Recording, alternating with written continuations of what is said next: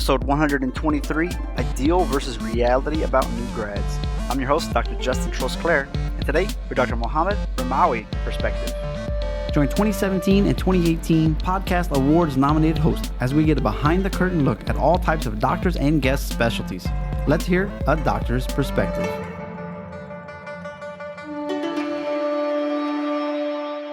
Thanks for tuning in again.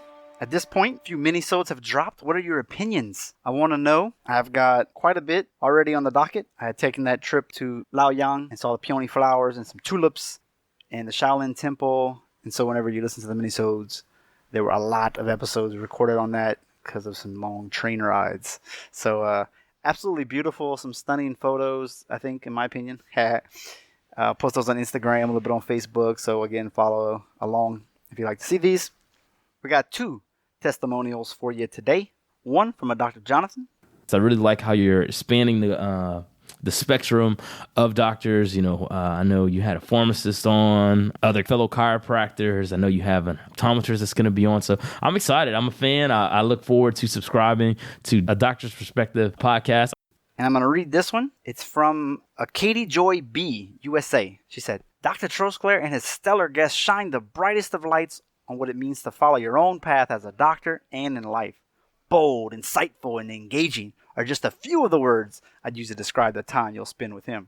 You'll get tons of actionable advice and tangible tips, but you also get heaps of inspiration from truly engaging individuals that have been where you are and want to see you succeed. Thanks for putting out such a superb show, Dr. Trosclair. Keep up the great work. Y'all, that just makes me want to say, please, take a second and do some more reviews. I'm beaming. I'm smiling. It's exciting.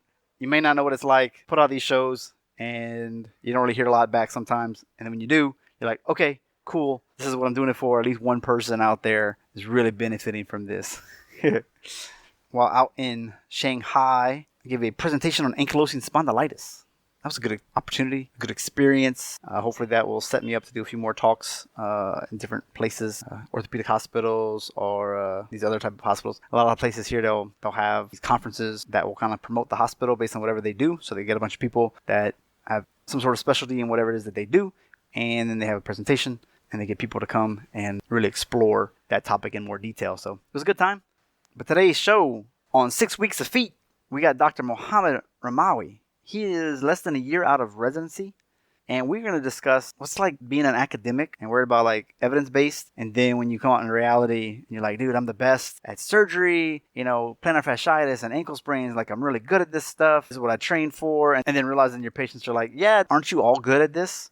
Okay, well, how do I differentiate myself compared to everybody else? Especially in a place like New York City, where there's a lot of competition between orthopedics and other podiatrists for that matter. So we'll talk about that.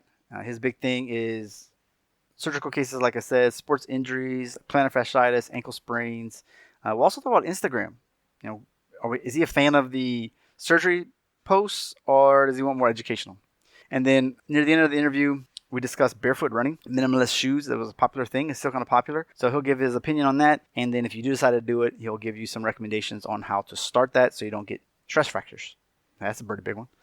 And also, we kind of go through a little bit on qualifications. You know, if you went to school and you're just single and had all the time in the world to study versus someone who had a family to take care of at the same time, what kind of opportunities should they have? Should you look at the GPA as hard? Different topics like that. So it's great to get a perspective of a new grad. What's the ideal, what we think should happen, and then when you hit the real world, things are different, and then shifting and to meet that reality. By the way, before we start, the end of the interview, we got a new commercial, and we have definitely upgraded the support page, so .net/support, and we're working on a few other changes, like now I have, if you go to the site, live chat. So if you have any questions on products, the podcast, anything, send me a message on there, and I will get back to you as soon as I can. All the show notes can be found at adoctorsperspective.net/123, as well as the transcripts. Don't forget, we got transcripts now. Again, they're going to be grammatically wrong a little bit. They're going to have some kind of weird flow. I am just not going to spend the time to fix all the AI mistakes that may be there. Unless you guys and gals let me know, like, oh, it's really annoying. I was trying to read it and I can't. You know, maybe it'd be worth some time or some money to get somebody else to fix that for me. I've thought about packaging up as a PDF if anybody wants those. Let me know what your thoughts are. All right, that's enough. Let's go hashtag behind the curtain.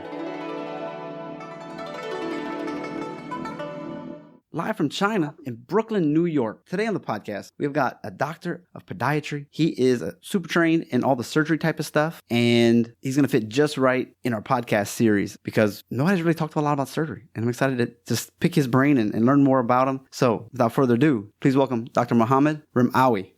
Thank you for that introduction. Appreciate you having me here. Oh, this would be good. You look like you're somewhat of a young guy, so I don't think you have like 20 years experience, which is good, I think. Right? Unless you're talking about life, yeah, I got 20 in life, but in the med field, not yet, no. You know, there's some people who's like, oh, I only want to see these people that have been around for 30 years. And you got the other crowd that's like, actually, I kind of want someone who's kind of sub 8, sub 10. That way I've got all the latest and greatest gadgets and surgery techniques, and they learned it in school and all that stuff. So absolutely. There's lots of professions you could have picked, and then there's lots of specialties that I've learned now in podiatry, especially watching Instagram videos of like surgeries. You're like, oh my gosh, what you guys can do is incredible. So how did you fall into this field?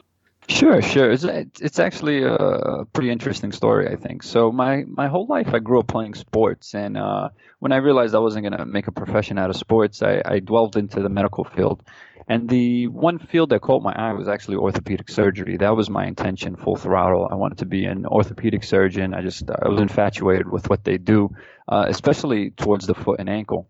And the more I went through college and realized the path to get to orthopedic surgery is kind of gruesome, right? So you have to go to medical school. After you do medical school, you have to score a certain score on these step exams, and that places you into a specific residency. So it's not guaranteed that just because you go through med school, you're going to get your orthopedic residency or your general surgery or dermatology or anesthesiology. You have to really place within that score range to get there.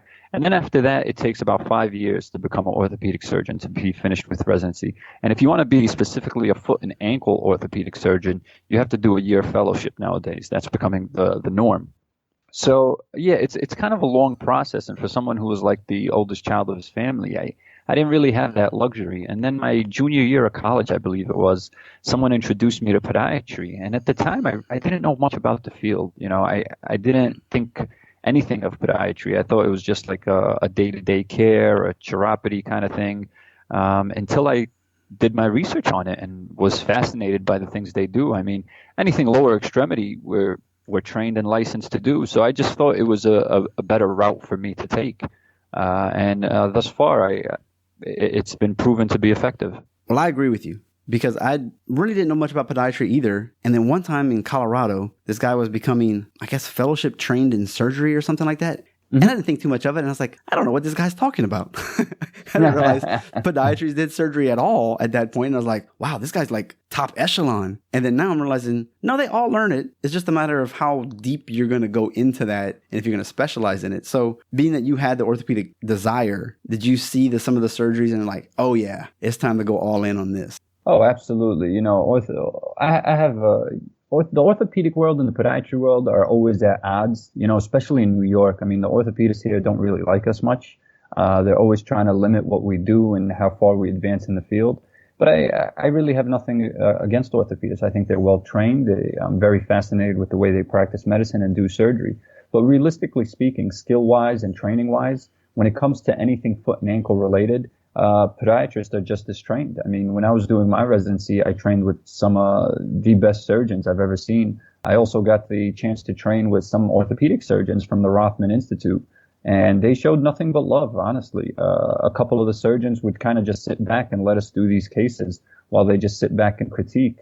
So there was this mutual respect developing. New York is not there yet, per se, but I hope to get there. But as far as like skill-wise and training-wise and diagnosis and things we can treat, I think we're pretty subpar with the orthopedic community. Well, and then, so the podiatry, it's what's the breakdown of the schooling and then like a fellowship or a specialty? Sure. So podiatry is 4 years of schooling. The first 2 years are your clinical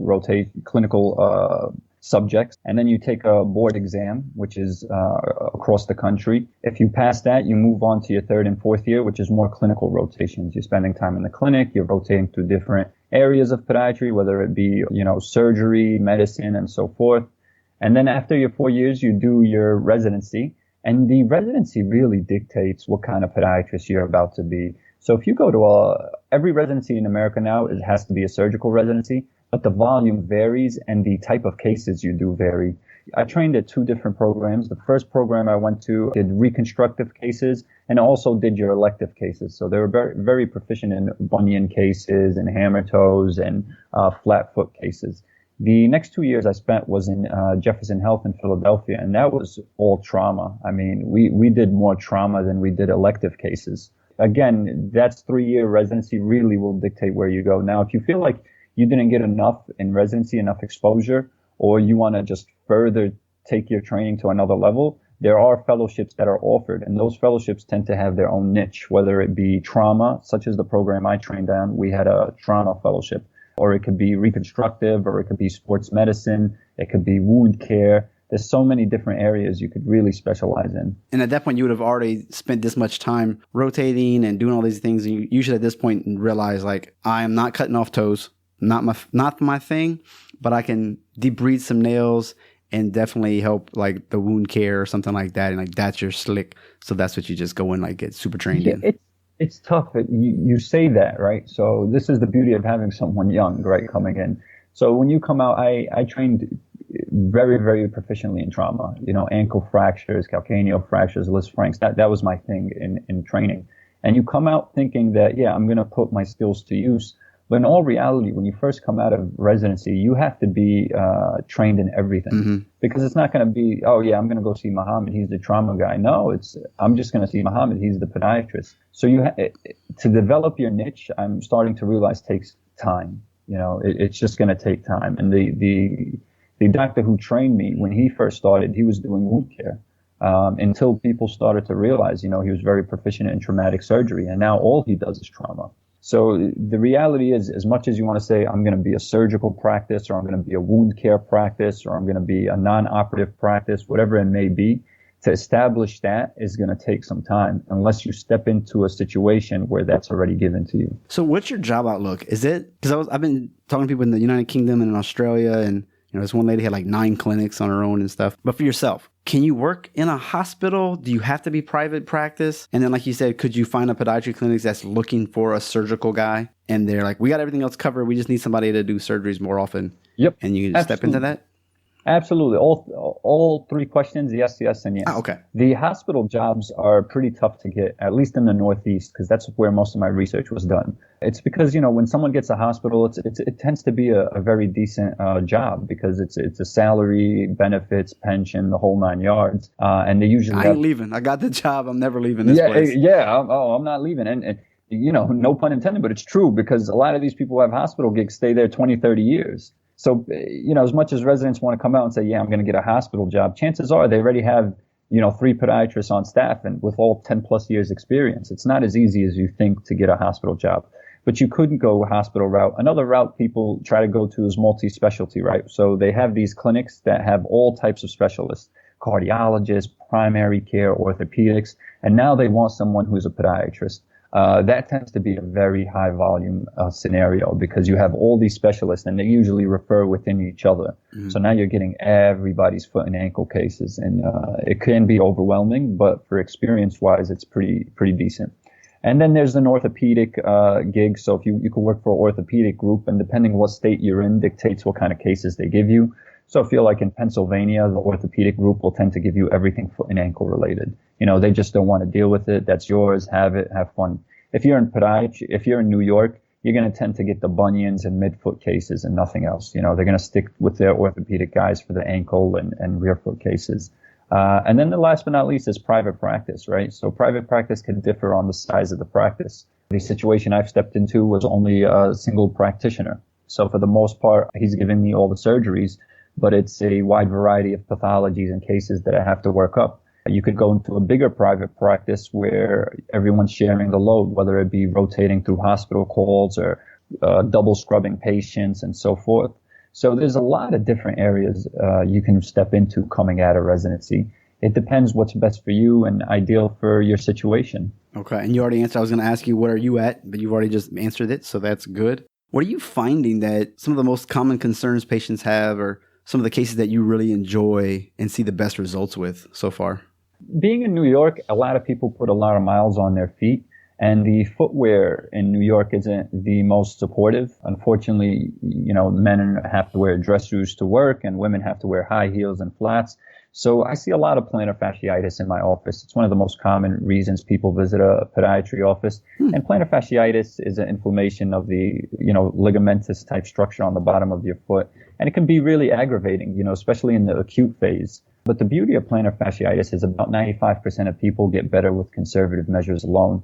And podiatry or just medicine in general has developed the algorithm for treatment, which tends to be successful. The problem is that algorithm applied to different people works in different timetables. So someone may get better within a couple of weeks. Someone, it could take up to 6 months before they see the positive effects. So it could be frustrating at times, but it's a conversation you have with the patient day one. Like, hey, I've seen people recover in weeks. I've seen people recover in months, so don't be shocked if you're on the latter part of it or the earlier. It can happen. As far as what I find most satisfying is sports-related injuries. I'm big on sports. I love sports, and being someone who's been injured multiple times, when someone comes in with an ankle sprain or Achilles tendonitis or Achilles ruptures and so forth, I love working those up because I can kind of foresee what's going to happen if you neglect it. So I give a patient like the whole spiel from the beginning, like, hey, we're going to take you out of commission for a little bit, but this is a longevity project. We want to make sure that you're 100% a year from now. So we're going to sacrifice this time frame so you're optimal later on. And if patients tend to stick to the protocol from, treatment to physical therapy, they tend to be at the same level, if not better, depending on the injury they sustained. Do you do in-house rehab? Are y'all trained in that part of it as well? No. So some podiatrists here in New York will do what's called passive physical therapy. Mm-hmm. So they'll do ultrasound therapy with electrical stimulation and whatnot. I don't do that per se. Physical therapists, I have a lot of admiration for them. They put in the work in school. They have the right training. They're equipped with all different types of modalities. So when I think someone needs physical therapy, I tend to refer them out just because it's not in my realm to do so. We did rotate through physical therapy during school, and we have an idea of what they do and what it's about. But as far as doing it in my clinic or practice, I just tend not to. That's understandable. Sometimes it's not worth the effort when you can just people that do it full time all the time. Exactly. That's exactly my train of thought. Like, and patients sometimes they want to stay with you. Hey, can you offer that? But in reality, if it was a family member, I would want them to see a specialist. Like, hey, how about you see someone who does this for a living? Especially athletes. Like, what sport did you play? So I played basketball in high school, and I was pretty decent actually. But chronic ankle sprains really was detrimental to my career. So that's why it hits home when I see patients who have sports-like injuries, and I love working them up. And it's like a GI doctor with GI problems. Mm-hmm. So if someone is a GI doc and they themselves have irritable bowel syndrome or celiac disease, it becomes very relatable to the patient. And I think the patient can appreciate that. So for me, when I have a patient with ankle injuries or Lisfranc injuries or whatnot, I hope that the patient gets a sense like, oh man, he's not talking just from medical knowledge, but he's talking from experience as well. Is there much that y'all can do if there's not, I guess, podiatry? What grade is it that y'all's bread and butter with sprained ankles? So I'm thinking, you tweak it, there's a little bit of bruising, let's go to PT. Is it more like when it's torn, like grade, I go with 3 or 4, is ripping off the bone, or it's really, really bad? Is that when the podiatry is the best option? Podiatry is always the safest option. So my big thing is preaching that you should always see a podiatrist, or if you'd like an orthopedist, even for a grade 1 ankle sprain. It shouldn't be neglected. Ligaments, they're very strong structures, right? The idea that soft tissue structure's responsibility is to maintain 2 bones together at all times throughout your various movements. It's astonishing, right? That this small structure can do so. Yeah, forever. So if you sprained it, that means you did damage to yourself. And a lot of people, and I was guilty of this as well, you sprain your ankle and you kind of just keep going, right? You shake it off, walk it off, or you tighten your shoes and you call it a day. But the reality is, once you damage a ligament, the soft tissue that replaces that damaged ligament isn't the same collagen. It's a different type of soft tissue. It doesn't have the same elasticity it once had. So I always tell people, get checked out. First and foremost, you want to make sure you don't have a fracture, because sometimes a severe ankle sprain and a distal fibular fracture can kind of produce the same symptoms. So you may think, oh, this is just a severe ankle sprain. I'm just going to take it easy for the next couple of days. Whereas if you were get an x-ray and notice there was an actual fracture, your rehab is way different. Your road to recovery is way different as well. So if you're really serious about your craft or just your health in general, you should always see a doctor regardless of the severity of the sprain.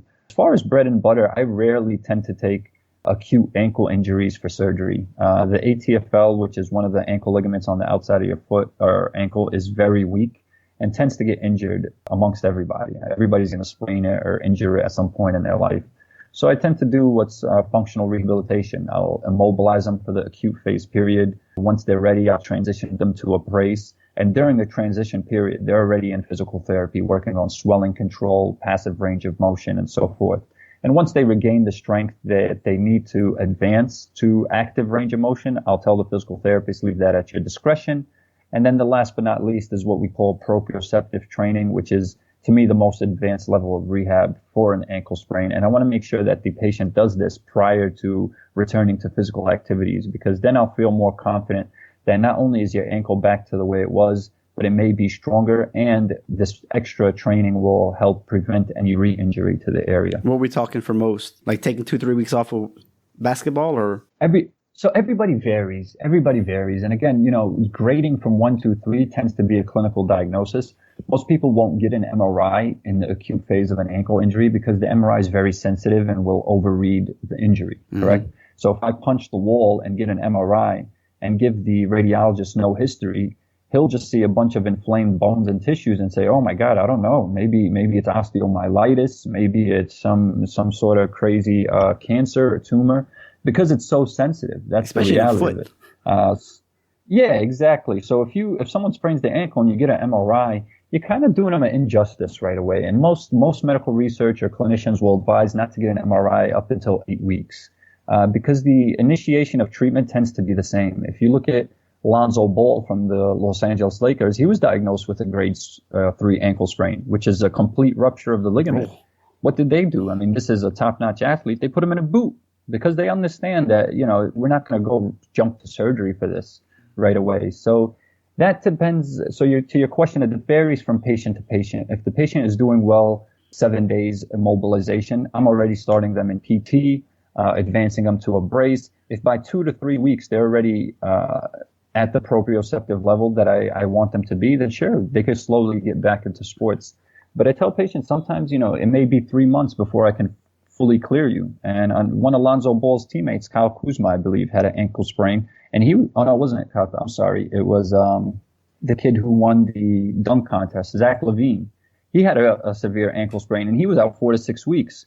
So when my young athletes come here, I use that as an example. Like, this is a top-notch athlete who gets the best care possible, has all the resources he needs to heal, and they're taking him out of commission 4 to 6 weeks. So that's the highest level of trainers and doctors telling him, hey, we want you at your most optimal level before we get you back into sports. And I use that example to tell my patients, like, if they can take 4 to 6 weeks off, you have to do that as well, especially if you want a long career. It's a difficult talk to sometimes have because they're eager to get back into sports. But the reality is you have to kind of brace them. You have to show them you care. Like, I could get you back into sports, but what's the point if you go out there and re-injure yourself? Did I really do justice? Yeah, especially like senior year. Yeah, exactly. Did I really do you justice by sending you out there? Could you have done anything for LeBron groin injury? It's kind of up the leg from you guys, but sometimes there's like that cross between but we could actually work on it. Like, could you have done anything for his groin injury?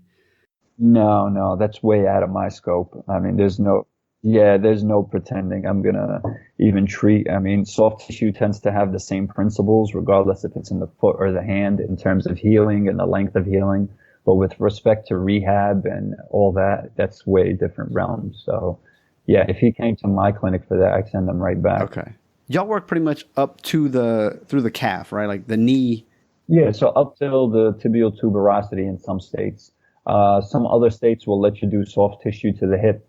I think Florida is one of them. In New York, unfortunately, they let you do up to the ankle, and then you have to apply for special privileges to get soft tissue ankle privileges, and then you have to apply again for doing ankle fractures. So again, it's just that constant Really? fight between orthopedics and podiatry. They're So like, yo, ankle is not the foot. Sorry. yeah, they're making it very difficult, which is frustrating for me because, believe it or not, ankle fractures tend to be my specialty as far as my training is concerned. But that doesn't matter. Well, I'm thinking that's all part of the whole thing. I'm thinking, the gastroc, the Achilles attaches, and then, the like you said, the distal and tib and fib. Like that all to me makes sense that would all be part of classic podiatry, Sure. foot and ankle. Yeah. That's wild. New York, y'all are something else over there sometimes. You got to remember, we have a hospital for special surgery here, and that's probably the number one orthopedics group in the world.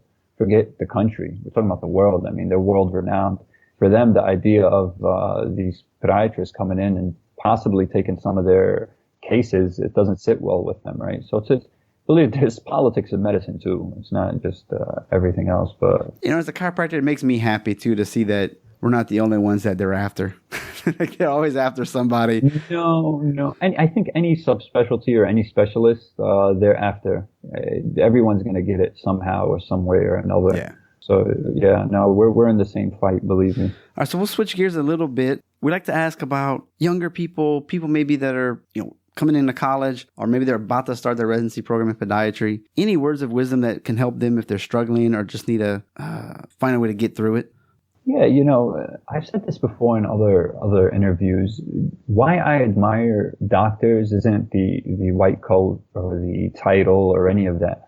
I admire doctors because if you really look at what they had to do to get to their point, to be able to juggle life, studying, and so forth, it can be difficult at times. And whoever's listening to this, I hope they know they're definitely not alone. Everybody has their own struggles throughout college, medical school, even residency. I was fortunate enough to be with an amazing group of classmates who I now can call colleagues, and I've seen them go through difficult things. People having the birth of their children during schooling, people who had to be single parents during schooling, people who were literally going through divorces during finals week. For them to overcome that and go through it and finish, I was truly proud of everyone there. So if you're a college student or a medical student and you're going through, tough times, just know you're not alone. Really, you're truly not alone, and you have to find your support base to help get you through that. Whether it be your classmates, whether it be friends back home or your family, there has to be someone in your life that will help you get through these hurdles. It's tough. People overlook that. I think it's becoming a topic of discussion now with physician burnout. But for the longest time, I think it was neglected in the medical world. And I'm glad it's becoming to shed some light on the area. And most schools have some sort of counselor. I'm not saying they're going to be great, but it's just somebody to talk to. And like you said, they might have some resources like a group or something to really help you out. And, what's interesting, you mentioned burnout. I don't know if it's the feed that I've been on on Facebook and Twitter and stuff. It seems to be popular right now. I don't know what's going on, but that buzzword just keeps popping up over the last week and a half. It's very popular. So mental health is becoming more popular, right? Mental health is becoming a thing. People are acknowledging it as a serious condition and it should not be ignored. Whereas when I was in high school or junior high, I didn't even know that term existed. And you look at some of the things they talk about, and I'm sure everybody can relate to some aspects of it. So now people are using that mental health awareness and shedding light in the medical world. There's a lot of suicides that happen to medical professionals. Yeah, they don't talk about that. I think dentistry has the. Yeah, we won't talk about that, but I'm just saying it's real. It happens. Yeah, I mean, they just don't talk about it. We could talk about it, but in general, we don't hear about it. And maybe dentists, but that's it. Oh, I'm sorry. I thought we couldn't talk about it, but it happens. It really happens, and it's sad to see it because at some point in your schooling career or residency training, whether it be a patient or a fellow resident or an attending just really badgering you and making your life more difficult than it needs to be, you kind of sympathize with people who go through physician burnout. I can't imagine one physician saying, I didn't have moments where I thought about quitting. Everybody goes through that phase. So my big MO for anyone listening who is experiencing some of these symptoms, just know it happens to the best of us. It's easy to get caught up and look at accolades and be like, wow, you graduated tops in your class, or you have these researchers and you seem like you're doing well for yourself. There are times where I would sit down and question, is this for me, all the time? all the time. You know, you just sit there and you wonder, am I doing the right thing?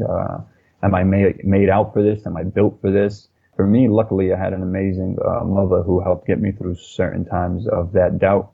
But again, that would be my best advice, that to really find someone you could lean on in those times of need. No, I mean, I completely agree. I can remember that first year when we're going through all the bones and ligaments and muscles and nerves, and you get to something like the foot, you're just like, are you kidding me? There's so much in here. And then you start getting overwhelmed and you're like, all right, can I do this? Like, this is just the first, the first class or the second, semester and stuff. And you're like, how am I going to get through? It's just going to get worse. Right. You get in a study group and you start flashcarding each other and you're like, okay, bite sizes. We can do this. And some stuff you don't learn the first time around, but the next class, you're like, oh, here we are again with the biomechanics of walking. All right, now I got to review these things, and it's easier the second time. And by the time you finally finish, you're like, yeah, I got this. It's good. Yeah. So the only reason I laugh, not to belittle anybody going through that, I laugh because it's so true. It really is, and it's unfortunate because the schooling curriculum in most medical professions, they tend to be the toughest, and I hope you could chime in on this. The first 2 years. So even though you were a great student in college and you've gotten all these academic achievements, the first 2 years are a big punch in the face or a slap in the face of reality. You lose classmates. They disappear. You're like, what happened to that person? They're like, oh, he quit. You're like, oh, I was quiet. Yeah, we lost 25% of our classmates. We started off 120. I think we graduated maybe 90. And it's a big slap in the face. But I don't know if things tend to get easier or you just tend to know how to approach things differently. But as time goes on, you get the feel of things and things get better. And I know it's cliche to tell someone who's a first-year medical student, just hang in there, it'll get better. But it really does. It really, really does. You just have to figure it out. You figure out a study pattern. You figure out nice people. You'll figure out all of it. For some people, they figure out different things. For me personally, I figured out that I had to dedicate more time to studying than others. While people went out and, socialized and whatnot, I was in the library the first 2 years of my schooling career because I just knew I had to read an assignment more times than some of my peers. I had this one classmate who would sit in the front, take notes. She would review them the day before the test and she would be okay. And it's easy to say, oh, why can't I be like that? But I knew myself and I said, no, I'm the type that I have to read something 17, 20 times. And that's what I did. And you figure it out. You figure it out very quickly. Who you are and what your capabilities are and what your limitations are. So it's a struggle in itself to find out how you're going to approach the exam, let alone just memorize the material. Yeah. Right? And the nice thing is the class ahead of you, you can always talk to them like, all right, what, that's what we always did. All right, what classes do we need to focus on like every day? Because there's certain classes you're like, it's a hard class, but it's not as hard as this one. So I need to make sure I spend more time on this one because the material is harder, the testing's harder. And so you sort of have to prioritize what gets your attention more too. Yeah, I was never, it kind of weirds me out a little bit. I was never ashamed of asking for help, ever. I still ask for help to this day. I still call the people who train me or a couple kids who are older than me and run a couple of cases by them. You should never feel belittled for reaching out to someone. It's part of it. I mean, in the medical world, you almost have to, right? So medicine is a never-ending learning world. You're constantly learning. Research changes all the time. So this day, the doctor who practices with me, who work in his practice, he's 35 years older than me. But the research I know now wasn't applicable to his time. So he has no shame in asking me for my opinion. And if someone can ask his younger of 35 years for help, who am I to be ashamed to ask someone a little older than me for help or younger? And you said it perfectly. Ask someone above you what they're doing. Maybe someone in class is doing really well. Go up to them and ask them, hey, I notice you're killing these exams. How are you doing this?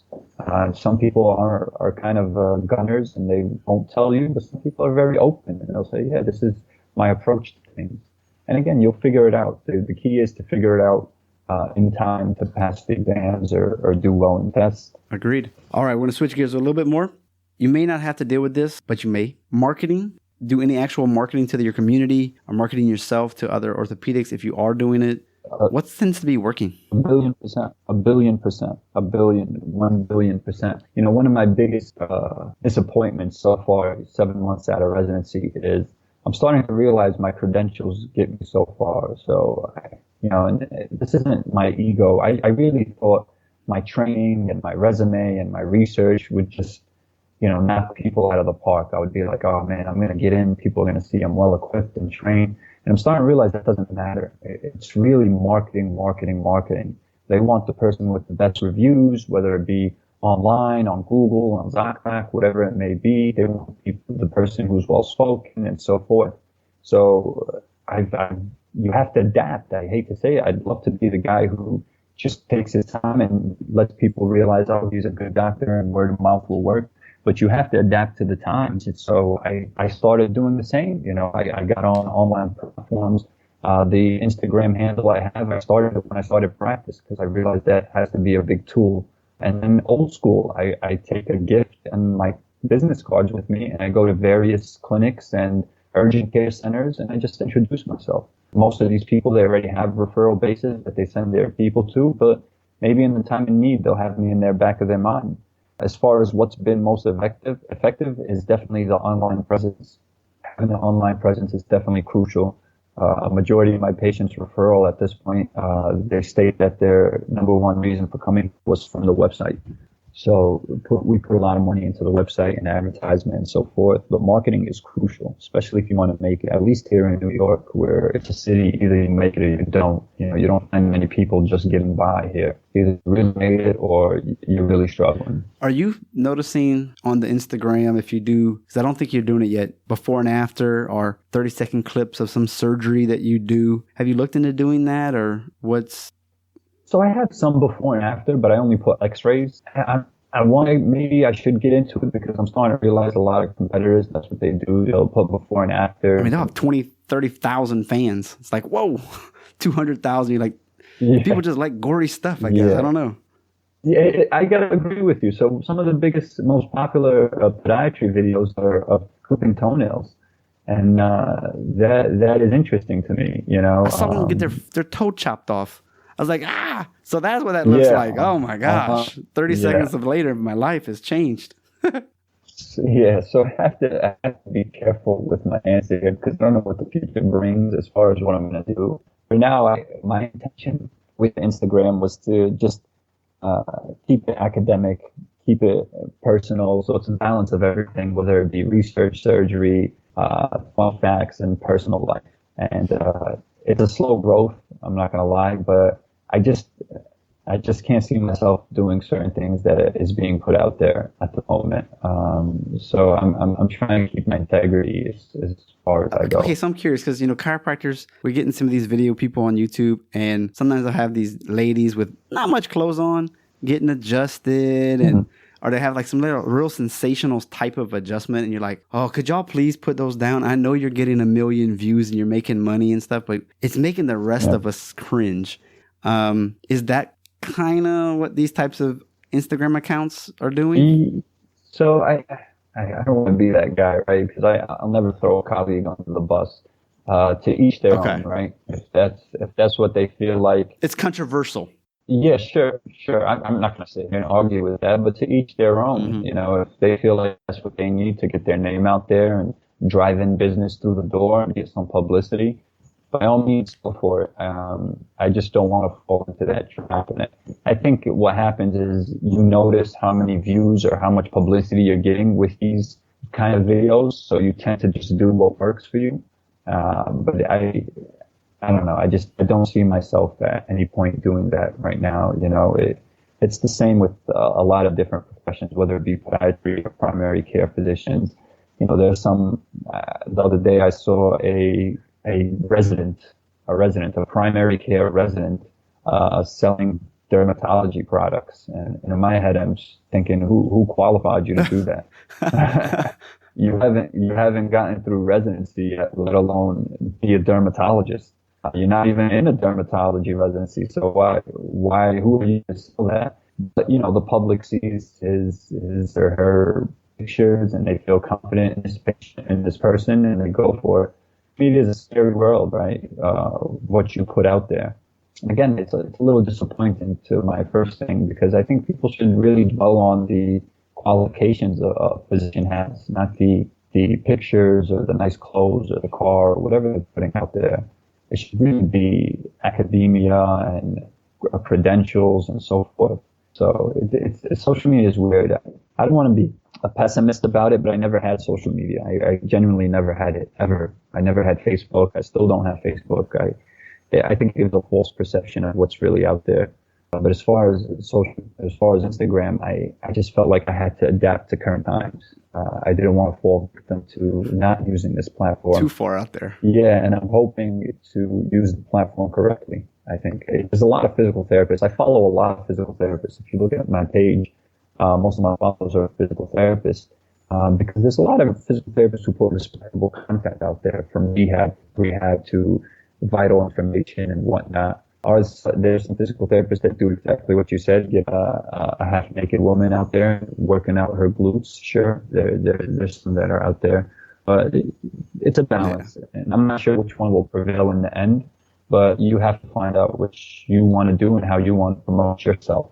And for me, academia has always been my top priority. So when someone goes through my page, I hope they realize, oh, this is an academic page with a touch of personal attributes. Yeah. It was like people like the prehab guys, their page is just phenomenal. And I'm just like, I wish I had the patience and the desire to build that type of Instagram, because it's just so good. They're so good. I'm sure they're super busy. And money, right? You need money. These guys. So I worked with one physical therapist. We did like a collaboration talking about different foot and ankle pathologies. And he had his own person doing video camera and managing social media and editing it. It's an investment. But he hired an outsourced person to do this. So it's not just patience and time, because it's going to take a while for you to build your base, but it's an investment as well. You're putting money into this, and they're doing it nice. It's not like thrown together like I would probably do it. They're spending a lot of time editing. So yeah, they're spending some money. Oh, I'm sure. Yeah, they're spending some money. Don't be fooled. They take a lot of time and effort and money to making these videos happen for them. So for me, as someone who sees how difficult it is, I tend to appreciate someone who does that, and that's why a lot of people I follow have admiration for them, because again, we just said it takes time, patience, and money. You're going to be putting out these videos and notice you're not getting any clickbait right away, and you have to be persistent about it. Like, no, I believe in my content, I believe in my brand, and I'm just going to wait until it gets there. Very good. Have you thought about starting your own academia style podcast or anything like that? I wish I should. There's a lot of ideas in my head. Starting a blog, which I'm currently doing now, and it's finishing moments, to a podcast, to just like yourself, hopefully being an author one day. But my cousin, he balances me. He always says, Mohammed, the best thing you could do is set realistic expectations and then approach them one by one. So I hate to get caught up in doing too many things at one time. Yep. So I'm trying to take things one step at a time. I think my blog is going to be my first step. Kind of get some people off the blog, some traction. Is it gaining some views? Are people actually clicking it, reading it? If that tends to work, then we'll move forward to a different venue. As far as a podiatric or foot and ankle podcast, I think that would be beneficial to the public. I think the foot and ankle is often neglected. And if you can raise awareness about how to prevent injuries or certain conditions, or talk about the effect certain diseases or conditions like diabetes has on the foot and ankle, people could benefit from such a talk or a podcast. But yeah, I would love to do something like that. But just to repeat what I'm saying, I'm trying to keep realistic expectations and attack these things one step at a time. The experts are saying the same thing. If you're super like, I want to do a lot of social media, they're like, dude, don't go crazy. Learn this one, then step into the next one, then step into the next one. Otherwise, they're all going to be garbage. So it's kind of the same thing. So I agree. You're putting 20% into each venue. Which one is actually going to succeed, right? So I agree. I read a lot of books, and I read about these entrepreneurs and how they've done it. And it's the same way, like you said, like wake up early, catch up on your news, and then perfect your craft. So for now, my craft is going to be in my clinic, trying to promote it through social media. And then my next step is through the blog. And once the blog is perfected, and that can take years. I'm well aware that that's not going to just blow up over months. You're young. You right? got time. So, yeah. So patience is key, I think, in this point. And I think a lot of things that people fall victim to or trapped to, and myself included, is comparing yourself to different colleagues. Yep. You compare yourself and you're like, man, why am I not like that? Why am I not getting the same number of views or followers? My content is exceptional. Or or should I start posting pictures with, provocative things? You start to question your whole tactic or plan. But And you got to remember, you have 150 photos. This person might have 1,500. I don't know how much they post a day, but that's a lot more time invested. yeah, a lot of people say that, you should post more, you should do this. But the reality of it is, it's, again, like you said, you have to appreciate what they're doing because it is time consuming. I mean, I'm looking at some of these fitness models, right? That's a big thing on Instagram. They're going out there. They're going to Central Park, Bryant Park. They're going to different areas. They're bringing their own photographer. They're charging them $350 a session, and all that for 4 posts. They'll get 4 posts from that session. So they're putting a lot of time, effort, and again, money into this. So don't think this is the rise to fame on social media is by accident. Sure, do people go viral? Sure. But in the medical field, that's not really common. No. Hey, before I jump into the last bit of the personal stuff, I almost forgot to ask you. We were talking pre-chat. I was asking you about your favorite shoe, and you're kind of like, Asics is kind of a nice place to start because they have the different styles, supination, pronation, neutral. Yeah. So that answers that question. But barefoot running, there's Vibram shoes, the toe shoes. That was really cool for a while. And then I think research came out, yeah, it's not actually doing anything. Just buy some normal shoes. But you're the expert. What's the final verdict on this? Yes, I just did a in-depth conversation about this topic, and my direct messages on Instagram were filled with people who just wanted to destroy me. But the reality of it is everything I do is research-based medicine. It's hard for me to give someone medical advice without the research to back it up. And just like you said, the research overwhelmingly, I don't want to say it's like fair or on par, overwhelmingly cautions against minimalist style shoes. There are some positive directions that minimalist style shoes are headed towards, but at this time, if a patient were to walk in and say, hey, what do you think about me transitioning to minimalism shoes? I would say, listen, be cautious. And if you're going to do so, you have to do it very slowly and you have to up the pace progressively, right? So you can't sit there and just run your normal 5 miles in the Vibrams. Maybe you should run half a mile in them, right? And then over a 10-week period, increase that slowly. Because the reality is, if you go too fast, and research has shown this, I could send anyone the articles if they'd like to see it, that if you transition too fast to minimalist style shoes or barefoot running, you are more prone to certain things like stress fractures and tendinitis and plantar fascial ruptures and so forth. So you want to avoid that. Now, does barefoot training and barefoot running have its pros? Of course it has its pros. I'm not going to sit here and say it's all bad. No, some of it is good, from the increase in strength to the intrinsic muscles, from your increased proprioceptive sense. There are definitely pros to barefoot running and training. What I'm trying to get at is everything in moderation. If that's something you believe in and it's working for you, don't just jump right into it. Have some method into doing so. But as far as, hey, Dr. Mohammed, can you go out there and recommend it right now? With the current evidence out there, I can't. I'm sorry, and I know to each his own, and if that works for you, then I'm happy for you. I'm not going to sit here and go back and forth. But if I were to tell someone, yeah, sure, go into minimalist shoes, and they come back 2 weeks with a stress fracture, whose fault is that? And I don't want to bear that responsibility at this point. But it's becoming a big topic of debate, and it's been so for a few years. This isn't new, but it's gaining traction now because it's an industry. I hate to say it, it's become an industry. I think even, correct me if I'm wrong, I think even Nike's looking into their own form of minimalist shoes at some point. It's a huge industry, and people are just going to try to get their hands into it. But as far as follow the book. Yeah, as far as the evidence is concerned, until I see a robust, controlled study with 2 levels of groups, one minimalist, one sneaker training, that shows either similar results or beneficial results to the minimalist group, it's going to be hard for me to jump on board at this time. And I say that cautiously because medicine changes. So what's right now can be wrong 20 years later.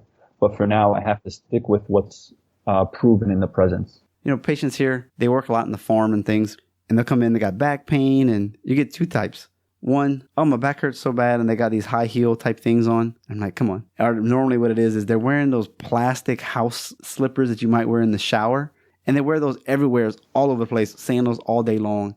And I'm like, hey, you should probably go out and buy, and we don't have Nike. They got like Li-Ning and Antas. They're big, the big ones here. It's like, you should go out and buy one of those. No, don't go spend 60 RMB for the look-alike fake ones that are all over the place. You need to spend 300 to 600 RMB, get yourself a pair of shoes. And for some of these people, I'm like, I think your nagging back pain and your knee pain is just going to go away when you actually wear like proper shoes most of the day. And it's simple, and just somebody needs to tell them that, and they're like, "Oh, okay." And then 100%. Some of our biggest referral bases are from chiropractors. It's not absurd. I get a lot of patients from chiropractors who they've been working on this patient's back for a number of weeks, and they say, "You know what? Can I send you to a podiatrist?" And the patient's a little taken off guard. A podiatrist? Why would you send me to a podiatrist? My back hurts, doc.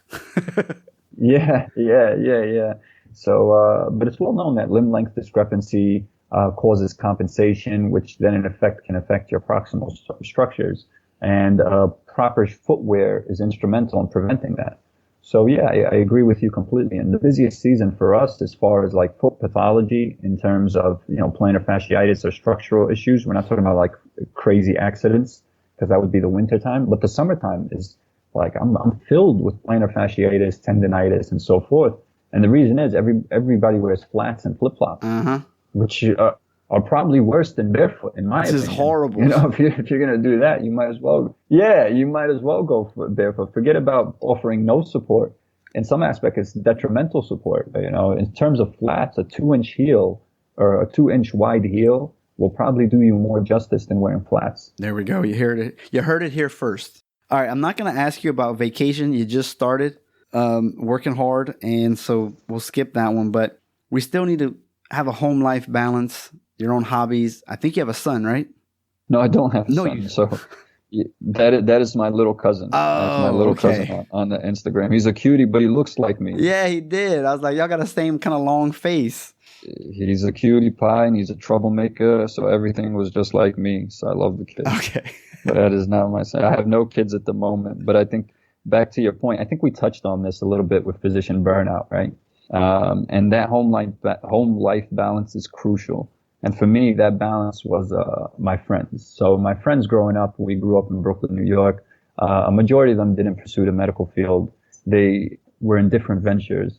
And for every time I came back home and would cry to them or tell them about my test, I know this sounds awful, but it helped that they belittled my situation. It did.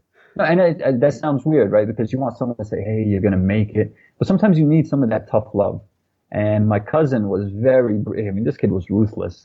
I used to tell him, I think I really bombed this test. And he said, "Mohammed, I've known you for 20 years. You say you bomb every test and then you graduate tops of the class. I'm not going to listen to this anymore." And that's it. The conversation ends. And it kind of, you know what I mean? So sometimes it helps for someone to say, "Hey, listen, you're going to be okay." Or, "Hey, there are far worse things that can happen than this test. You'll be all right." So for me, that's where the balance was. But I think it's really instrumental that you have that balance, especially in residency, because residency, you get so caught up in the gruesome hours that you never think to have time to yourself. You just work. You go home, sleep. When you have a day off, you just do a sleeping or laundry or whatever it may be. But if you can squeeze a couple of hours to go out with your friends, get a drink, make sure you catch up on the time, something that you enjoy, you should do so. It's really important. Otherwise, you're just a robot, right? And eventually you're going to overload. It really makes you wonder how somebody has kids and a strong marriage during that time frame. That's why I told you I admire it. I was in school. I had nothing. I had no responsibilities, and it was still tough. Really, it was still tough. I had an amazing family. My parents, I lived with my parents. My mom always took care of me when I got home. She did my laundry, cooked for me, the whole 9 yards. I was still like, this is tough. So I can't imagine being a med student and going home and you have to take care of your kids and your wife. It's tough. And that's why I really admire them, And I had this graduation speech when we graduated med school, and I made that a point. That was my biggest point in my speech was, everyone gets caught up in GPAs and awards and academic achievements, but just getting to this point should be an achievement enough. And being on the other side of residency and you're looking at these kids' resumes and you're like, "Oh yeah, get rid of his. He has a low GPA."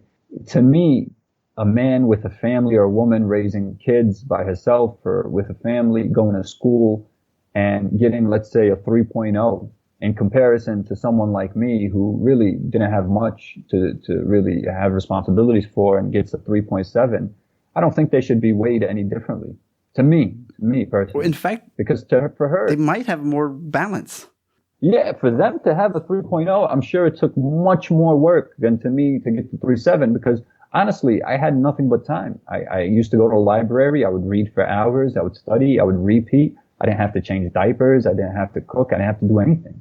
I think we should start thinking about those things when we look at credentials or interviewing people for jobs or residency placement and so forth. Because as you know, residency placements, all they do is look at your GPA, your resume, your CV, your academic accomplishments, your extracurriculars.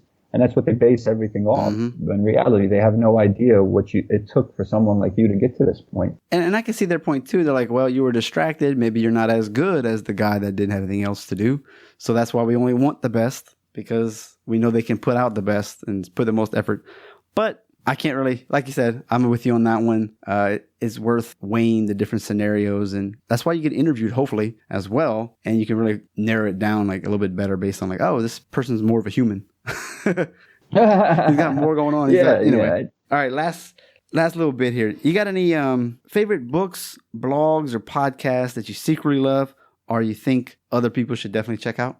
Although I've never met this man, I had a chance to, and unfortunately I was stuck in surgery. He came to my hospital one day to do like a book signing and just a little lecture, and I was caught up in surgery. I was so upset with me. I'm a big fan of Atul Gawande. I'm not sure if you ever heard of him. I think, but I don't remember.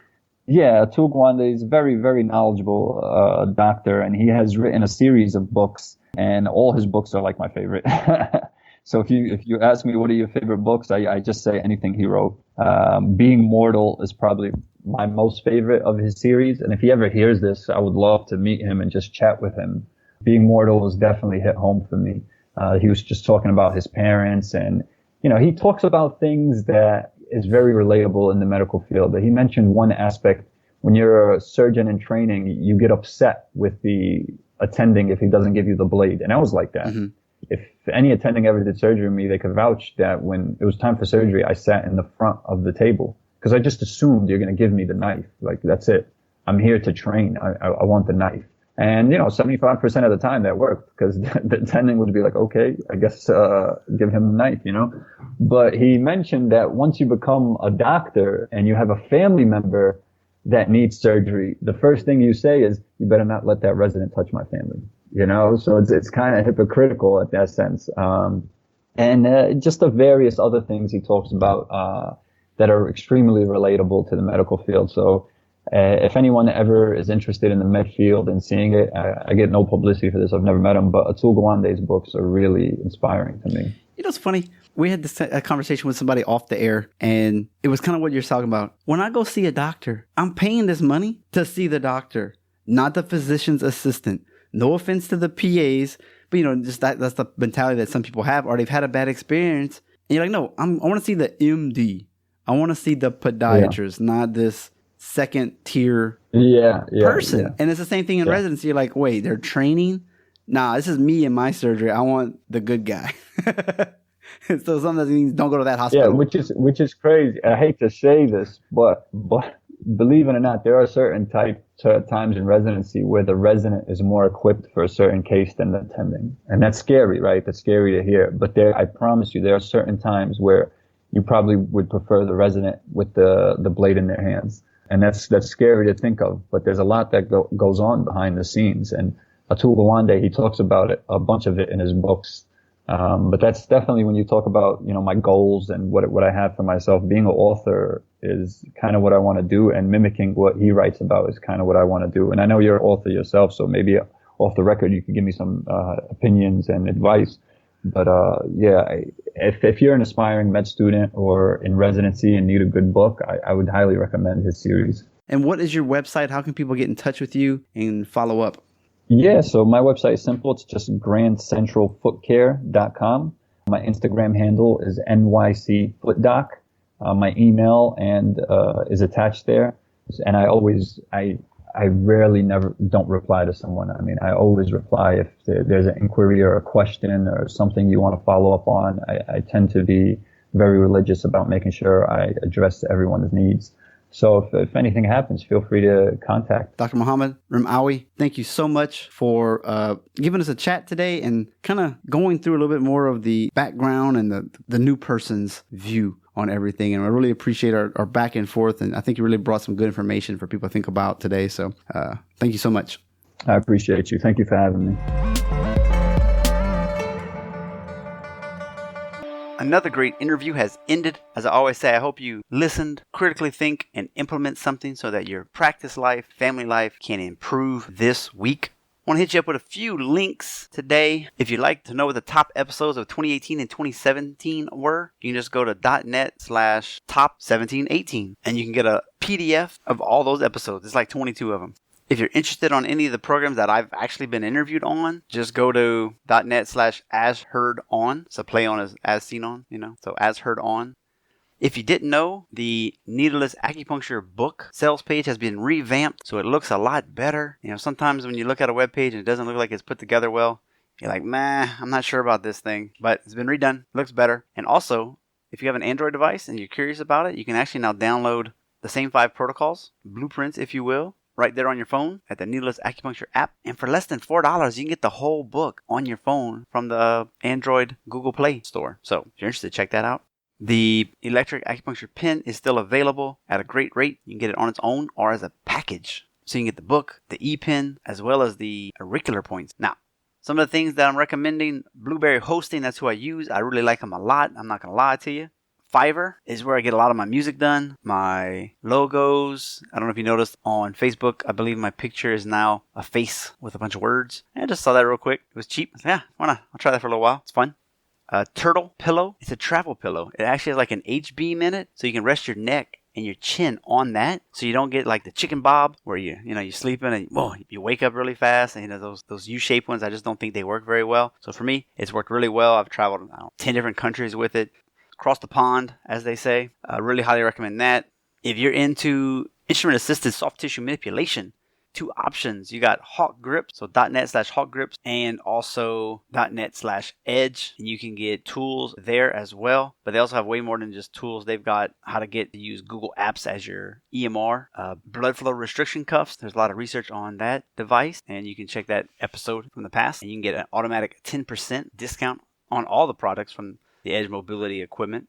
One of the devices I use to send out snippets of the podcast via picture and quotes from the text that I write from the show notes is Missing Letter. They just took out the last E in letter.com. Pretty much, you can do a blast in 2 months, like 5 emails over 2 months. I like to do 9 emails over 12 months. So that person who was interviewed last month doesn't just get lost, right? So every day I have a new episode that I highlight and it's all automated. It's really cool. Definitely check it out. If you need to record your screen, I like Screencast-O-Matic. Also, JLab audio speakers. I've said it before. I love them. It's a great company. And now I get to actually be an affiliate for them. So if you end up buying any of their products, just like any of these, I get a little piece. Probably have like 3 or 4 different products. I mean, the battery lives are longer. The sounds quality is amazing. And for the price, you can't love it a bunch. And of course, in the show notes, anytime you see a book link, you buy it, it comes to me. And .net/t-shirts will help us out. And lastly, again, something I don't talk about too much, but if you need coaching, whether it's via the Today's Choices, Tomorrow's Health, you need some help with taking those small steps and accountability so that you can actually lose the weight or start exercising more or get your budget in order, just let me know. I can help with that. Also, if you just need some minor marketing coaching or things like that, I can help you out with that as well. Just go to .net/support. And of course, on there, you can also host a cup of coffee or even more than that. There's different options available. So thanks for tuning in, and we'll see you next week or on the mini-sode.